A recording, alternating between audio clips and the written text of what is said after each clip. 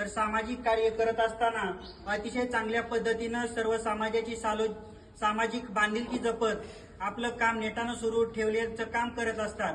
नातेपुते नगरीमध्ये नुकताच गणेशोत्सव संपन्न झाला. यामध्ये जातीपातीचं राजकारण न करता अतिशय चांगल्या पद्धतीनं त्यांनी 101 गणेश मूर्तीचं वाटप केलं. त्याबद्दल सुद्धा त्यांचं खूप खूप अभिनंदन. त्याचबरोबर